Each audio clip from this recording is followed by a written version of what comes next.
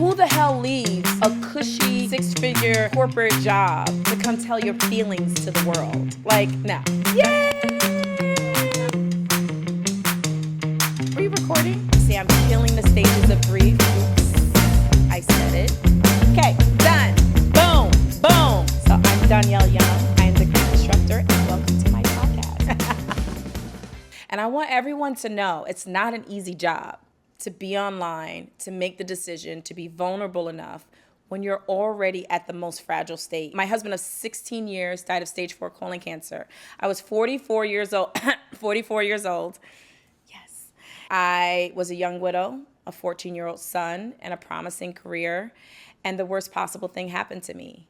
And so after 20 years in corporate America and building digital marketing portfolios, I decided that it was important for me to share with the world what I couldn't find when my husband passed away. And what I couldn't find was very practical steps and tools on how to move through this grief. How do I get to the other side? What's next for me? The Grief Disruptor podcast is here, okay? Are you guys ready to disrupt some grief out here? Next. Wait, I need that. Hold up. No, I know. I'm just kidding.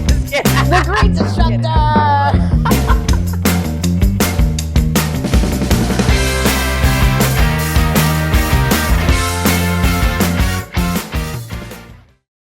This episode is real and raw, and I'm gonna upset some people, and that's okay. So I'm gonna take a sip of my coffee while I do that. It's all gonna be okay. It's all gonna be okay. But the checklist is a lie, and I'm killing the 5 stages of grief. I said it. I know who started it. I think it was great to have the conversation and to bring some type of platform and some way of talking about grief. But when I think of the 5 stages of grief, I think that you're on a stage and off a stage. You're in anger and then you're sad. You're here and then you're here. And I don't agree with that, and I'm going to tell you why. So during my grief, one of the things that I struggled with the most, one of the things that really was kind of gut-wrenching for me, is that I, at one point, multiple points or another, was feeling everything at once. I was sad. I had joy. I had relief. Yes, I had relief. My husband battled with stage 4 colon cancer for 2 years. I'm talking the most grueling chemo you can give a person, multiple surgeries, and I was there every step of the way. I was his primary caregiver. And so with that, there's a lot of grief, anticipatory grief, that happens even before he died. And I just want to share with you that the reason that I say I'm killing the stages of grief, oops, I said it, is because I think grief is more like waves. Because I had one feeling crashing into another. And there were points and times where I was feeling everything at once.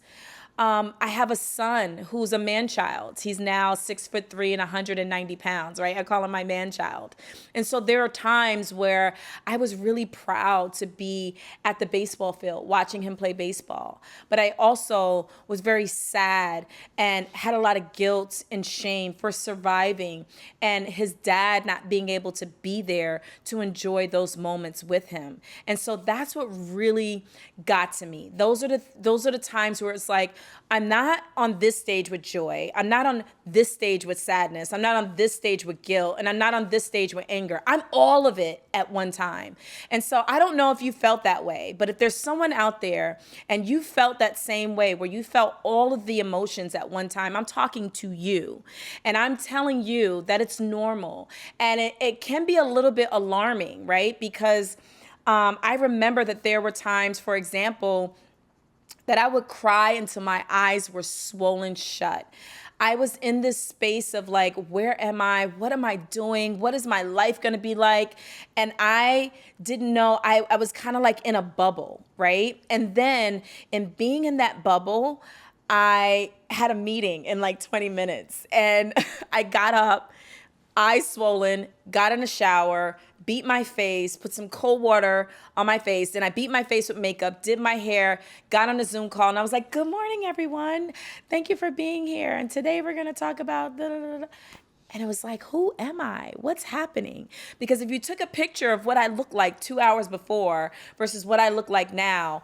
And so those are some of the reasons why I look at grief and I say it's not a stage that you're on or off. And I say this in almost every episode. Grief will expose you. And so if you are already dealing with depression, anxiety, anxiousness, trauma. I dealt with childhood trauma and abandonment. Those things are an exposure when you have devastating loss. And by the way, your devastating loss could be anything, right? It could be divorce. It could be the loss of a spouse. It could be the loss of a child. And so I quickly realized that I was never on one stage or another. And by the way, you know what comes next is that person that asks you, how are you? How are you doing? It's like a very loaded question because it's like, I don't know how to answer that. Am I sad? Am I happy? Am I joyous? What am I feeling in this moment? It was very hard to identify your feelings when you're in the mud of the grief. So it's a lot better now, and it's become a lot clearer for me now and kind of how I'm feeling and what I'm feeling in my body. I'm able to recognize what I'm actually feeling in my body. And so the other thing that I wanted to talk to you about is the exhaustion. I think we forget that because we are managing all these different emotions and we have all these different emotions of waves coming in and out, that I sat on my couch all day watching TV. Why am I so tired? I didn't do anything. I didn't work out today. I didn't go to work today. Like, why do I feel like this? And it's because you are carrying a mountain of emotions, and your emotions are kind of like, they're kind of fighting with each other. And I'll give you an example. So there was a time where I actually felt joy. I felt joy for a moment, and I was really kind of excited and looking forward to who I was developing into and who I was becoming. And then the sadness. And then I got really sad because the only reason, and every time I talk about him, I get emotional, but the only reason that I am quote unquote becoming is because he's no longer here. It's because I lost him.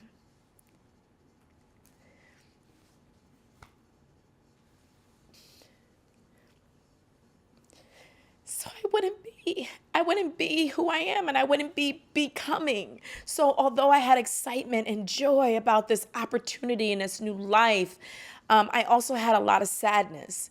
And I also had sadness because, goddamn, he would be really proud.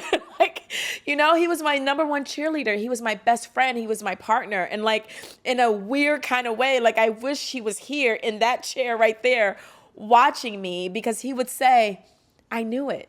I told you. And he always saw something bigger in me. And so thanks, Dwayne.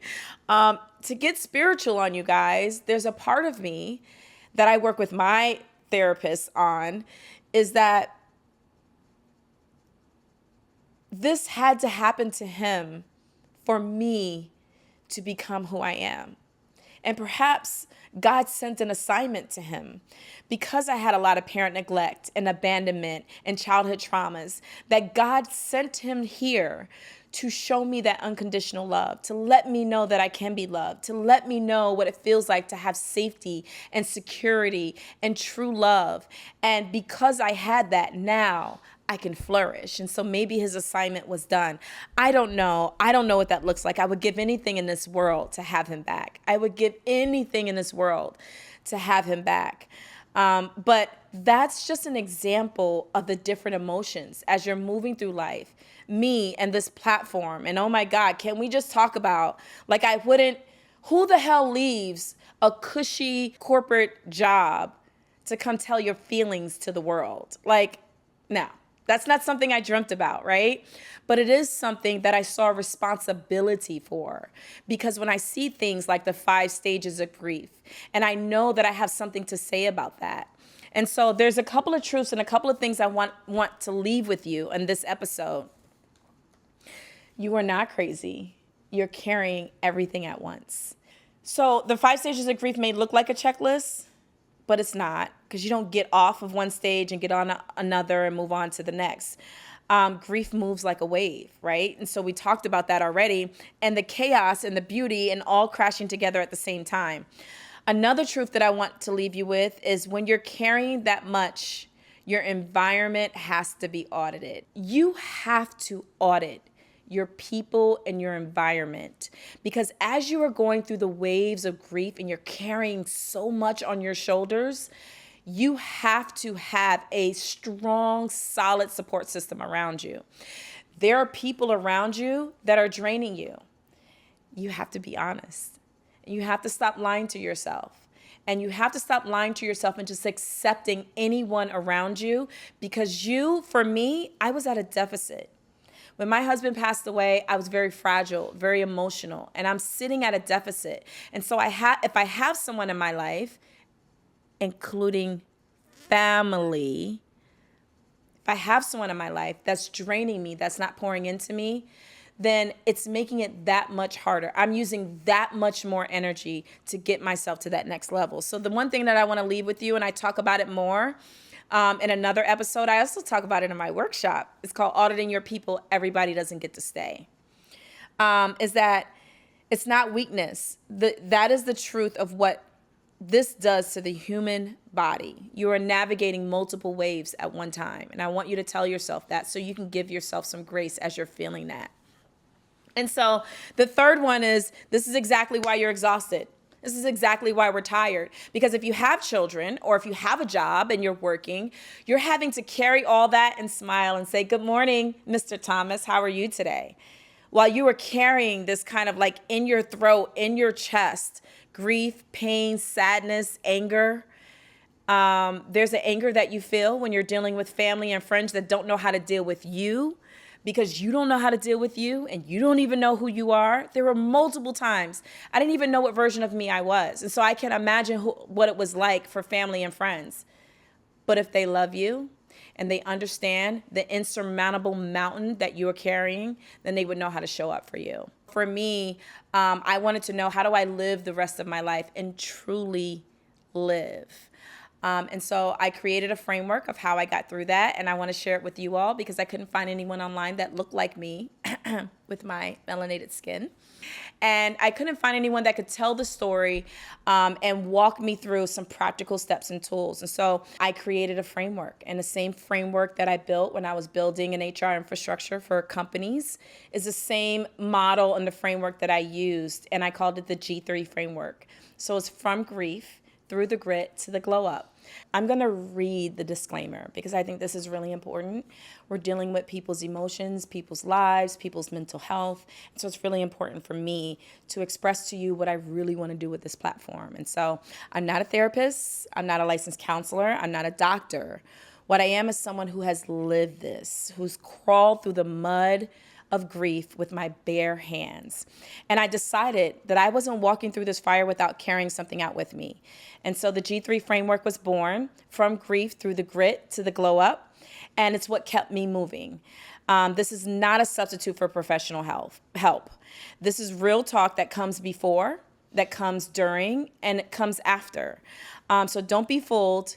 The framework is not one and done.